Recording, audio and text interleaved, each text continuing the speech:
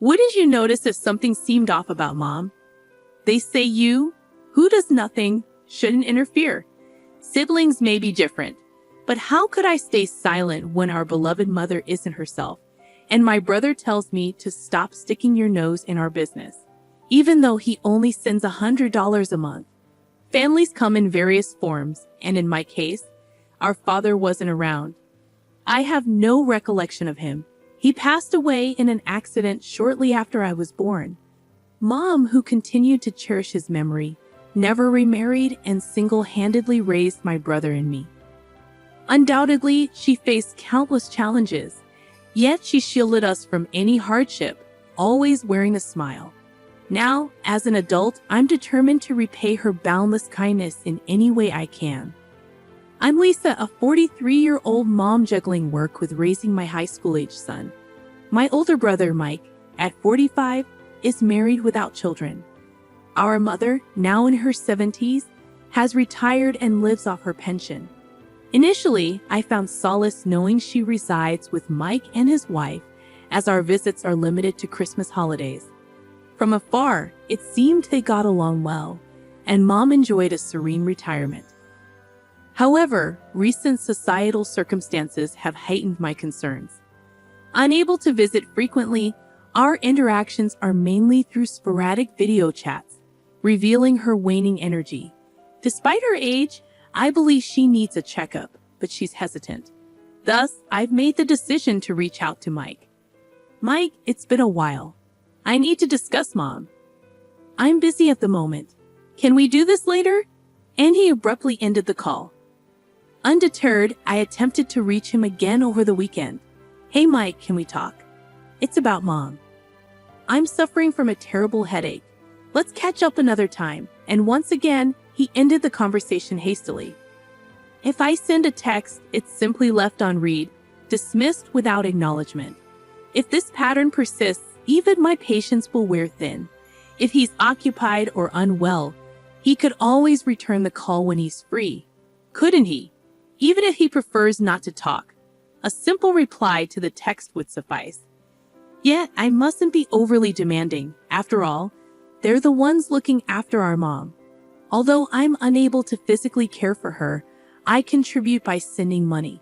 Every month, I allocate $2,000 from my salary to support Mom. I've never explicitly informed my brother Mike about this, though I find it hard to believe he's unaware. Perhaps it's time for a heartfelt conversation with Mike one day soon.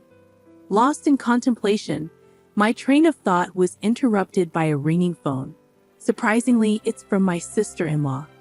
That's uncommon. Brenda, Mike's wife, shares his age and dedicates herself to homemaking full-time. While we don't exactly click in conversation, it's not as if we're at odds. Our communication is sparse, usually routed through Mike whenever there's anything to discuss. I answered Brenda's call with a puzzled expression, unsure of what to expect. Hey Lisa, what's up with this month's money transfer? She blurted out, catching me off guard. It irked me how direct she could be, but her question served as a stark reminder that I had missed the usual date for the money transfer. So Mike and Brenda were indeed aware of my contribution. I mused. Simultaneously, I couldn't shake the suspicion that Brenda might be the one overseeing it all. I apologize. It slipped my mind with everything going on. I'll ensure it's transferred by this weekend. You know, you can transfer money online nowadays. We're looking after your mother, you know. It's not like we're doing this as volunteers. I don't see it that way. I'm always thankful to Mike and you, Brenda. Seriously, just because I'm a homemaker, it's as if all the responsibility for looking after Mom has been dumped on me. You two siblings are just awful, Brenda's words stung with bitterness. Yet I couldn't refute them. It appeared that Mike was genuinely occupied, but from Brenda's perspective, it seemed like endless grievances as she grappled with managing everything at home while I, miles away, appeared to neglect my duties towards our mother. If you're not going to take action, at least make sure to fulfill your part. Transfer it by tomorrow. Understood? Brenda's directive was firm. Yes, I understand, I replied, feeling the call end abruptly. She had a point. Unable to contribute in any other way, Ensuring my payments were punctual seemed like the least I could do. The following day, I informed my workplace that I would be tardy and hurried to the bank to arrange the transfer. A few days later, my mother's name flashed on my phone screen. I answered, curious if she was calling to confirm the deposit. "Hey Mom, how's everything?" "Lisa dear, I hate to trouble you, but could I ask for a bit more money, just this once?" What? My mother's request left me speechless. After ending the call, I sprang into action. With my husband's approval, I requested paid leave from work. Once everything was arranged, I boarded a plane bound for my childhood home in a distant land. "Mom, what's happened?" I was speechless as I encountered my mother, who had come to welcome me upon my arrival home. Though difficult to discern over video calls, seeing her in person after several years, it was evident she had shed a considerable amount of weight. "I know she's getting older, but her weight loss is concerning," I muttered to myself. "Aren't you hungry?" I inquired. "I do feel hungry, but there's nothing to eat," she confessed. "What? But why? Is money tight?" I asked, puzzled. "We're strapped for cash, so there isn't much food," she admitted. "No money? Wait, Mom, have you been preparing meals?" My concern deepened. "No, Lisa's the one cooking. But with just a cup of noodles every night, I've naturally lost weight," my mother explained. "And Lisa? Is she eating the same way?" I inquired. "She claims she mostly eats out and only eats at home when Mike is around," my mother replied. "This doesn't make sense. She has the means to eat out, yet she allows you to have such meager meals," I remarked, feeling frustrated. "Mom, if cooking is difficult, why not consider takeout? It could even be a chance for you to get out and get some fresh air," I suggested. "I wish I could, but we simply can't afford it," my mother confessed sadly. "You don't? What about the $2,000 I send each month?" I questioned, taken aback. "Well, Lisa uses it all for the monthly expenses," my mother revealed. "What? What kind of expenses?" I pressed. It wouldn't be fair to place all the blame on my mother. Her judgment might not be as sharp as it once was. "The issue lies with my brother and his wife," she explained. "What in the world are they doing?" Frustrated, I decided to confront my brother and his wife when they returned home. "Why are you here?" were the first words out of my sister-in-law's mouth as she walked in. "It's been a while, Brenda." "I hope you've been doing well," I greeted her. "What's with the sudden visit? You know it's rude to just drop by, right?" Brenda retorted sharply. "I didn't mean to impose, but I'm here now." "Where's Mike?" I inquired. "Just leave. You're in the way. Get out before Mike gets back," Brenda insisted impatiently. I suppose it's understandable if they're annoyed with me, but why are they so eager for me to leave? I pondered silently. Just then, my brother Mike, looking exhausted from overtime work, entered the room. "Why are you here?" Mike's greeting echoed Brenda's sentiment. With a wry smile, I informed them that we needed to have a discussion. "What's there to talk about?" Mike questioned. "It's about Mom," I replied. "Mike, how much do you know about Mom?" I inquired further. "What's going on with Mom?" Mike's concern was evident. "Well, Mom has been surviving on just a cup of noodles every night," I disclosed. "Did you know she wasn't eating anything else?" I pressed. "What do you mean? Mom's only having noodles?" Mike seemed startled. Brenda, you're being rather loud," I interjected gently. "Why does she have to sneeze every time I try to talk? And what's with those sneezes anyway? Who does she think she is?" I grumbled, shooting Brenda a disapproving look, but she remained unruffled, avoiding my gaze. "I'm saying Mom has lost too much weight. Have you even bothered to check in on her?" I demanded. "Do you think I have any time between all this overtime work I've been putting in?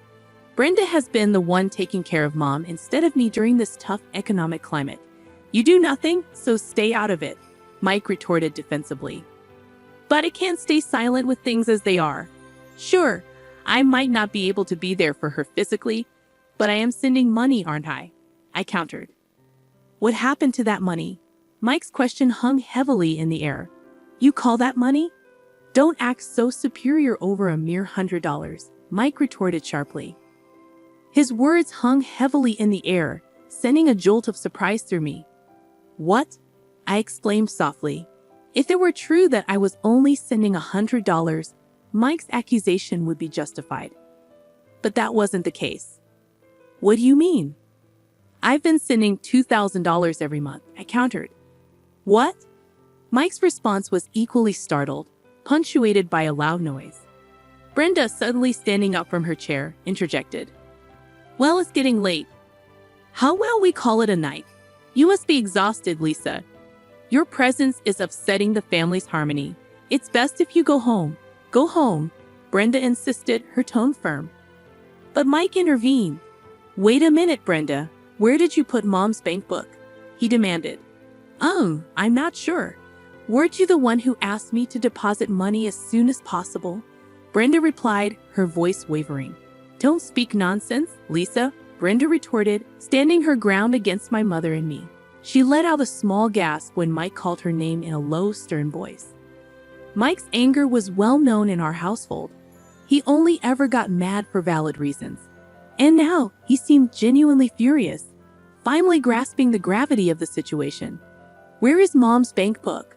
Mike's voice was firm, his tone indicating no room for excuses. Where did I put it?" Wait, here it is." Brenda hastily retrieved Mom's bank book as Mike's anger boiled over. Flipping through it, Mike was left speechless. There it was, clear as day. Brenda had been withdrawing $2,000 every month for years. "Mike, you truly didn't know?" I questioned, my disbelief evident. "Yeah, Brenda told me she was only withdrawing $100 each month, and I took her word for it," Mike admitted. What a mess. It's a huge misunderstanding. But the real issue lies with the person who caused this confusion. Brenda, what did you do with the $1,900 after deducting the $100 from Lisa's contribution? "It simply vanished," I exclaimed. "How does money just disappear like that?" "It's absurd," Mike added, bewildered. "Well, it tends to disappear pretty fast if you're gambling," Brenda confessed, her voice trailing off. "Gamble? Wait, what?" I interrupted, stunned by her revelation. "I mean, spending it frivolously, like shaking off a chill. It just goes," Brenda stammered. "What on earth are you talking about?" I demanded, growing increasingly concerned. "Lisa mentioned earlier that Mom is only having a cup of noodles every day. So were you going to the casino during the day?" Occasionally," Brenda confessed. "How often is occasionally?" I pressed. "I go to the casino on weekdays and buy online tickets on weekends," Brenda admitted. "That's practically every day," I remarked in disbelief. I'm speechless. No wonder the money we sent her disappears so quickly. In fact, she might have used up all of Mike's earnings, aside from utilities and other essential expenses. I concluded, feeling a mixture of shock and frustration. It seems Brenda hasn't just squandered Mike's income and my contributions. The revelation led to a hazy discussion and eventually a unanimous decision to divorce. With the exception of Brenda, I added solemnly. "I want a divorce," Brenda declared tearfully, but her outburst was met with stern reprimands from her parents, eventually quieting her down. Mike opted not to seek alimony but instead requested a commitment from Brenda to repay the exact amount I had been contributing towards our mother's support. With the guidance of a lawyer, legal documents were drafted. Brenda's parents, expressing remorse, agreed to settle all financial matters, including alimony, in a lump sum payment. Following this, Brenda returned home under the strict supervision of her parents. She now works tirelessly from dawn till dusk to repay the owed money, with her parents having provided the upfront payment. Mike mentioned that her parents are in regular contact with him, stating that they are instilling discipline in Brenda every day. Mike and Mom have embarked on a new chapter, building a life together. As for my husband and me, we relocated when our son began college, settling halfway between my parents' home and my husband's in Ohio. Fortunately, both of us were able to transfer to branches of our companies situated in this new location. I've even scaled back my workload to offer support to Mike and Mom. Despite Mike's culinary shortcomings, he's been taking time off work to ensure Mom has a hearty lunch, Seeing Mom's face regain its plump and gentle expression brings a sense of relief. With these thoughts in mind, I visit my mother today. Mom, may you live a long and healthy life, I express, hoping for her well-being.